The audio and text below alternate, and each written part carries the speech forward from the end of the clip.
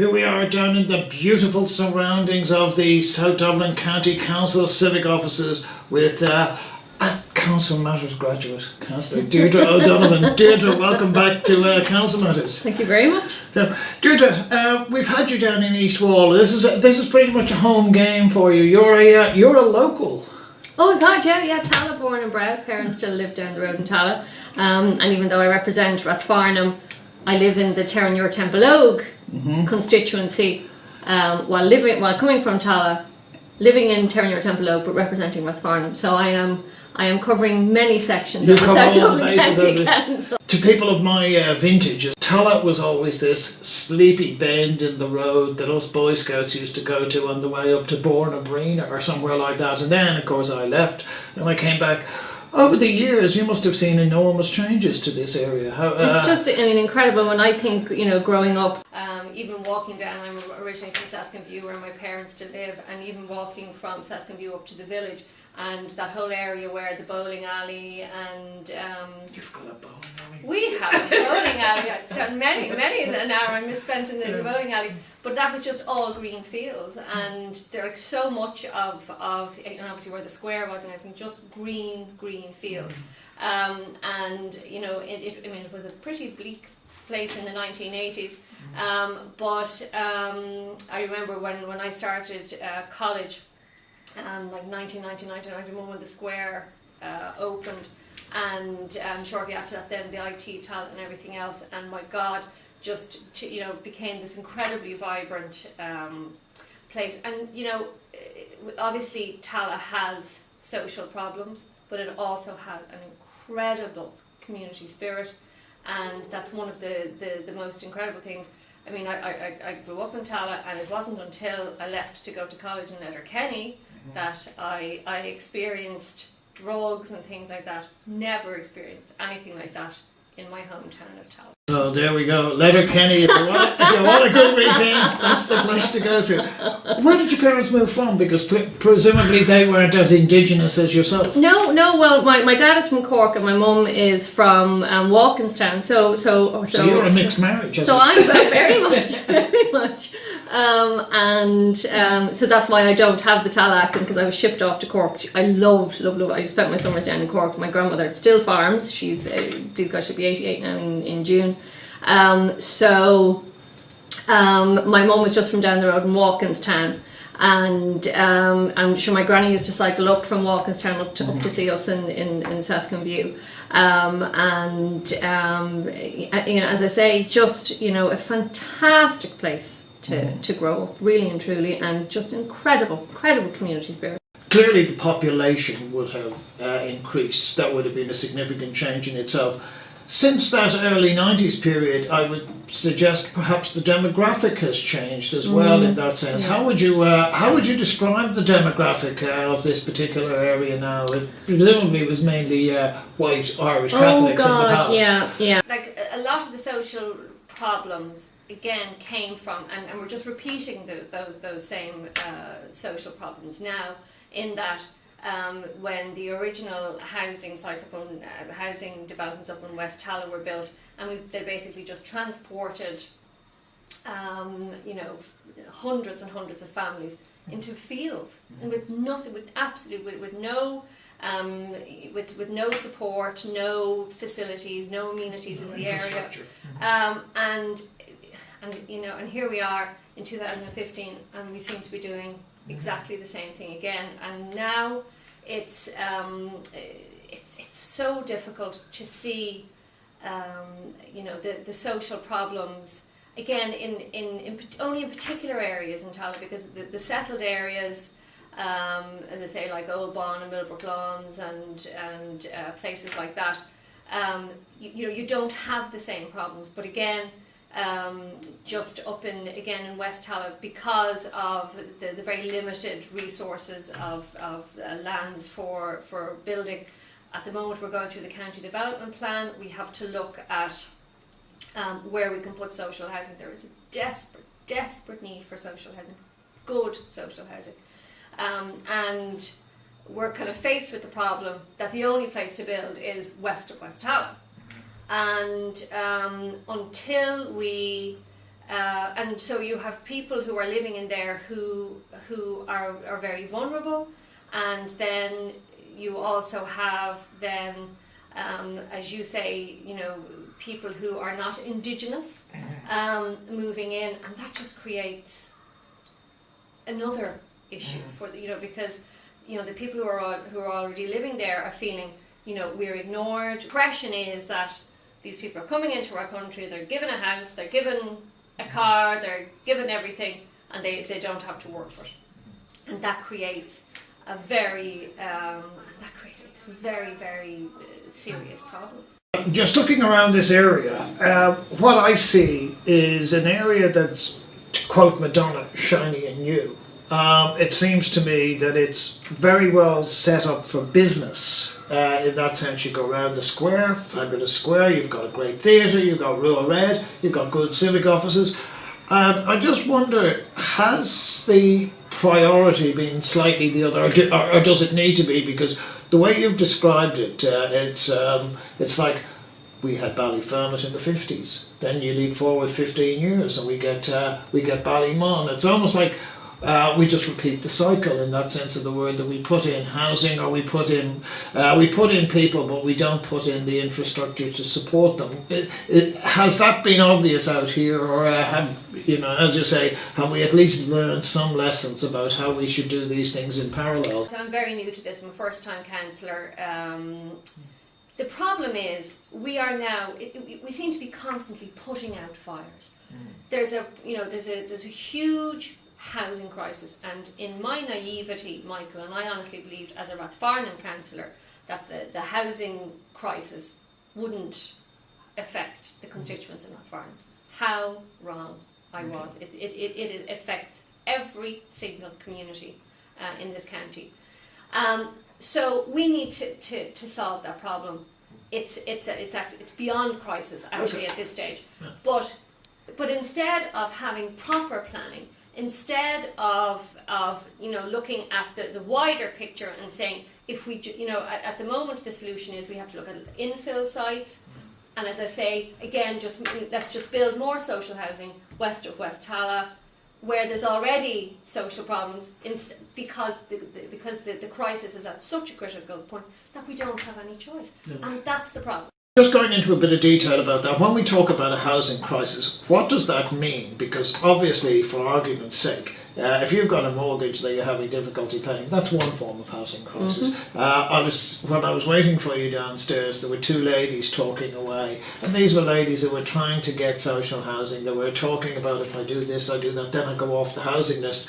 And I just was listening to it, and A, I felt sorry, and B, it just felt so alienated to my experience, because that isn't something that I've had to experience. And I felt, as I say, it was. I wonder, in that sense of the word, what is the problem? Are we got overcrowding where people are living with families? Because these two ladies were saying, oh, the hotels are even booked up, you can't even be put into hotels. So I'm just wondering, could you perhaps elaborate slightly more on what's the manifestation of that? Okay, our traditional view of a homeless person is the single male who may have personal problems, mental health problem, or a drink problem, who is living on the streets. They're homeless. We pass them by on the way to the shops in town, and we turn a blind eye and say, you can't. Less than 1%. That is so far removed, as I say, from a Rathfarnham constituency, and I thought this doesn't affect me. What you have had for the last 10 years, as the housing crisis, or as the housing market heated up, you had families who, average industrial wage, young family, are never going to be able to afford their own house. They want their own house, they can't afford it, so they're in rented accommodation. They're on the housing list, they're on the social housing list. I've been dealing with people who are on the social housing list since 2003. They've been in rented accommodation, and obviously when the crash came and landlords were thrilled and delighted to have anyone renting, and they didn't want to sell their investment properties. So now in the last year or two, you've had the markets coming back up, particularly in South Dublin. You've got the market back up, landlords are, I'm selling. Okay. So you now have people who have been, who are normal families, who are settled in a community with their children, their kids are in school, The landlord turns around and says, I'm giving you notice, you need to be out, I'm selling the house. So they then go and they look, and some of them, not all of them, are on rent income support, and they go to the land, they go to look for alternative rented accommodation. The number of housing units is falling. The price is going up. Landlords can become much more selective. I spoke to one of the housing managers in Dunleary Rathdown, and he said that like one of his families had been renting a 3-bedroom semi in Cabinteely, and they were told by the landlord he was now putting the rent up to €2,500 a month, and he was going to get this. Now, obviously this family had no hope of ever being able to afford that. So you have, and also on top of that, you have families, I know from my own community, families who are in arrears with their rent, or with their mortgage, and have been told by the bank, you can't afford to live in your house. We are going to start proceedings to take your house. This is like families like me, and and these people say, well, to the bank, what am I supposed to do? And they say, you need to present yourself to South Dublin County Council as homeless. And I have families who are on the housing list since 2003, who, for a period of time, I literally had 2 or 3 families who were constantly, it was like, you have to be out by Saturday, we'll give you a reprieve because you've nowhere to go. And they were being told by South Dublin County Council, these were families with nowhere to go, no granny to go and sleep on her couch, no sister to go and sleep on her floor. And they were being told by South Dublin County Council they were 42 on the list for priority. Now, if I have nowhere to sleep tonight with my children, I would imagine that would make me slightly higher than 42. What circumstances are those other 41 families in that they are worse off than somebody with nowhere to sleep and 4 children? And that's the reality. And and as a society, we need to get our heads around this. You also have, the figures came out, I think yesterday, to say there were over 800 children sleeping in emergency accommodation. That doesn't even count the amount of children who are sleeping on Nana's floor, who are sleeping on their auntie's floor, who are sleeping on their parents' friends' floors. And they're not even making those statistics, because as far as the local authorities are concerned, if you have somewhere to lie down and go to sleep tonight, you're not homeless. You are only actually homeless when you are in receipt or if you're in emergency accommodation. And I couldn't believe, for one of these particular families I was working on behalf of, and we had found them emergency accommodation and in a hotel, and the hotel were like, they can stay for 2 weeks and then they have to be out. And these are children. We are talking about children who go to school with my children. This is the reality for them. Can I ask you the philosophic question then? Because I've spoken to, if you like, both sides of the spectrum here, from what I would call the monetarist economics people, who are usually in one party, to the control economy group who are in another party. The monetarist economics group will say quite clearly, it is not the responsibility of local government or even central government to provide housing. That should be a function of the market. On the other hand, we get people saying, well, no, what we need to do is to interfere with the market and put in rent controls and so on and so forth, and capital controls. Where do you come down on the issue of housing? Is it a responsibility of local government? I'm dealing with families. It's fantastic to talk philosophies and ideology and everything else. I'm dealing with people and their children. That's what I'm dealing with, the reality. And the reality is that there are people in this country, there are lots and lots and lots, and hundreds of thousands of people in this country who will never be able to afford their own home. They will never be able to afford, and particularly now with the new 20% deposit rules that have come in. So we have to, as society, we have to. Do you get a house for nothing? Well, nobody actually gets a house for nothing. So as we work, there's the group of independents and the Green Party councillor here. We work together as a community alliance, and we have decided, and again as part of the county development plan, that we have to work on everything. That one of the big issues for us is bringing back 50-50 shared ownership scheme. So you have, so you are contributing, you are investing in your own home. The council are also investing and and the result of this is it's so much better for communities. Children have security of tenure, they can go to school, they know where they're going to be, and you have then families who are invested in the community, and that benefits everybody. Going back to before the crash, I used to have a guy who would come in when I was with another radio station. He was a guy from the Netherlands. He was around my age, and he used to describe it as the Irish property fetish. In other words, the whole concept of home ownership he described as fetishistic in Ireland, because in the Netherlands most people are quite happy to rent, and as a result there's good social housing. How do you feel about that? Do you think we have a cultural problem, or do we have a structural problem? Now I appreciate what you're saying, that we have an immediate problem, that if you've got no roof over your head, the cultural problem is academic. But do we somehow or other need to address that and say, look guys, I lived in rented accommodation until I was 20. Now I appreciate the whole issue of security of tenure, because at 19 our next door neighbour who owned the house told us we had to get out. I understand exactly how that feels. But at the same time, my other family, my daughter has never owned a property. She's 30 years of age. Do you think she ever will? I don't know. I'm just hoping she'll find a rich man. Or a rich woman if necessary. If she finds a personal Mary Portas, I can live with that. But that's what I'm just wondering is that decent rental accommodation at a decent price, if we could achieve that. But most European countries achieve that. Most European countries, property ownership is so far removed from the realities of normal families, and so they have a rental market that is equitable. We don't have an equitable rent now, but at the same time, I completely understand for a lot of people, and particularly self-employed people, they will have a rental property. That's their pension. Yeah. And if you bring, and I understand that with the new taxation that's come in, that this puts more pressure on landlords.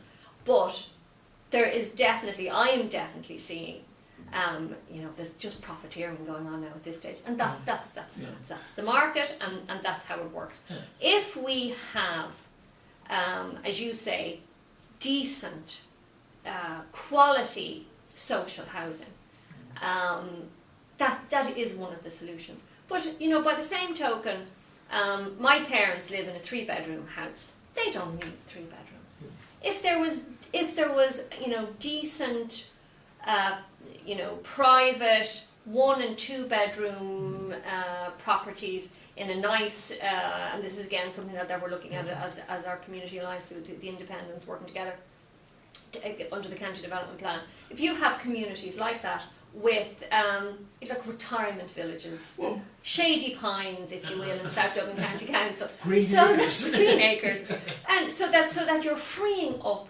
good quality housing stock in settled, mature areas. It rejuvenates the area, and instead of building this, let's fit 57 duplex houses into 2 acres. Let's squeeze them all in there. There's no quality. Yeah. But again, it's the difficulty that we have is there's a crisis, and as of now, there are 800 children who have nowhere to sleep. If you look at it, when people get to, say, their mid-50s, and they have either they've got some equity in their homes or they've got some cash to spare, when you start looking around this country, we don't have an industry infrastructure to allow you to say, well, I'm going to invest some money in the car plant, or I'm going to invest some money in the computer plant. We just really don't have that. So if you're going to invest money in this country, you pretty much have 2 choices. You either go to the stock market, or you do what the banks do, the lazy one, let's lend them all on property. But property, unfortunately, as we know, it's a risky business. And to me, that's where we've got this philosophic problem, is that we accept that sooner or later the market will do well for people, and then it'll all go belly up and we're back to the same situation. How do you feel about that? It's a very, very interesting point. Again, in the Rathfarnham area, and you would have elderly people who are living in massive houses that on paper are worth an awful lot of money. Even after the crash, these were still substantial properties.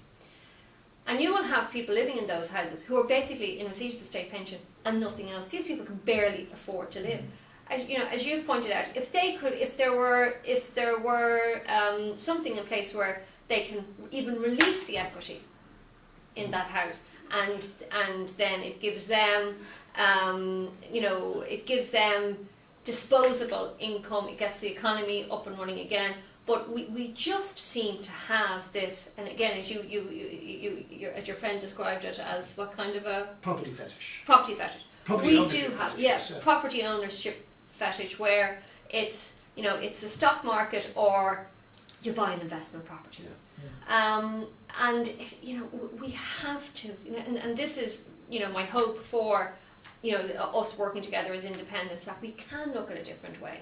How would you rate, in terms of problems in this area, housing and employment? Because it seems to me that the two go together, that if you've got full employment, the market tends to take care of that. We can afford the rents, we can afford to upgrade to housing. Is employment a significant issue in this part of the world? Oh, without a doubt. And one of the things that I'm discovering is, and again through my own community in Knockline, through to people that I'm meeting up here, and the wider South Dublin community in Tallaght, and so you have, on paper, you now have people back to work, but there are neighbours of mine, friends of ours, whose husbands are back, or whose husbands have been out of work for a very long time over the recession, and they're now back to work. But these people still can't afford to pay their mortgages, and that's the reality. So yes, you have employment, but you don't have quality employment. You don't have long-term sustainable employment, and that's and again with people who are earning the average industrial wage, because the property prices. For example, the houses that we live in, McInerney houses down in Knockline, at the very height of the boom, houses in our estate were going for 693 bedroom semi-houses. That was never sustainable. They fell back down to around the 299, 300 mark, and recently, there just before Christmas, another house in the estate went for 417. Now, who on the average industrial wage can afford? Will ever get near, and that's a bog standard 3-bedroom semi in South Dublin. So while we talk about employment is back up, it's not. I mean, it's the job bridge schemes, it's the back to work schemes. It's not sustainable. These people are not. It's cosmetic. It's like let's have numbers look great on a sheet of paper, but the reality is these people still cannot afford to pay the mortgage. I've queried this one with politicians when they keep putting out the employment went this, that, and I keep saying, are these real jobs? And what I mean, jobs that pay, where you get tax from, which we can then recycle to the economy. The good news, of course, is that you're offering yourself in G16. Oh my God! Tell us about that. That's the general election my now. sins, yes. Dublin Southwest. Southwest. It's all blokes at the moment, isn't it? At the moment, well, I think Sinn Féin are as far as I know, I don't know if it's official. Sarah Holland, I think, from Sinn Féin is going to be running as well. I don't know who Fine Gael or Fianna Fáil are running, or Labour. But I just feel I've made a very positive impact as a county councillor. I've learned so much, and it's something that I feel I can do an excellent job at. I think I bring a sense of reality and decency and common sense, Michael, basic common sense to Dáil Éireann as an independent. At the moment you're going to be squeezed on the one hand by whoever runs for Fine Gael and whoever runs for Labour saying, well, we brought you political stability, economic stability, and on the other hand we're going to get Sinn Féin and Paul Murphy and others of that ilk saying, well, look at the mess you made. Where do you squeeze in between that two? I mean, is there an opportunity to shine amongst all those savage beasts, as we say? As well as my own desire to run, the amount of people who have said to me, please run, we need people like you in here. There's so much, left-wing politics, right-wing politics. I'm representing the struggling in the middle, the struggling who are neither left, who are neither right. They're just desperately trying to hang on, and the way that they have been represented or not represented, and that's why they are looking for people like myself to go in there who have a sense of reality and who can make sure that what happened, what was visited upon the ordinary, hard-working, decent people of this country never happens again. And that's where I fit in. Can I then put it to you, and it's probably not been canvassed enough, is that the left will say the right caused it, and the right will cause the left caused it. In reality, just listening to yourself there, it seems to me, and this is something that I've always said, is that the political class called it. Oh, without a doubt. You know, you're listening to the banking inquiry, and look, it came out, and I didn't need somebody to say it out loud for me to believe it. That night in September, when that decision was made to guarantee the debts of Anglo-Irish and all those other banks, it was confirmed for what every dog in the street in this country knew, that was a political decision. That was never once were the ordinary, decent, hard-working people of this country were they considered. This was a political decision, and it's that kind of political carry-on that we have to bring an end to in this country. We have to. Okay. Last but by no means least, water charges. I mean, if you get in there, do you accept that they're inevitable, or do you accept that we'd be better off doing a cosmetic one, like one of the parties are proposing that we won't call it water charges, but we'll get it through somewhere else. Where do you come down on that, or do you think somehow or other we need to have a look at the entire taxation system and see where the burden goes, rather than just looking at what we would call the low-hanging fruit? Irish Water as a company is a shambles. It is an absolute shambles. It is a super quango. I have dealt with them. They are not fit for purpose. The people that I represent, the majority of people I represent, accept that we have to pay for water. They accept that. Yes. Yeah, they accept that. So in terms of moving forward, I would rip it up and start again. There's absolutely no incentive to preserve water. That was the whole point of it. If we had a system whereby it's like, look, if you keep your usage within these specific levels, then you're not going to have to, it's the people who waste, the people who don't appreciate. It's an incredible resource, and that has to be acknowledged. But there's no incentive, and it has just been one shambles after another. So I think we need to take a step back, have a look at it, and one of the motions that I got passed actually in the chamber before Christmas was that I want the consultants who were paid 185 million for the best possible advice, Michael. This was the best. This shambles that we have is the result of the best possible advice. It cost us 185 million. I want those consultants named and shamed, and I want them excluded from ever working as consultants for this government again. Deirdre, we've unfortunately run out of time. We will undoubtedly be coming back between now and the general election. It may even be an early one, but in the meantime, we wish you all the very best for Dublin South West. Thank you very much, Michael.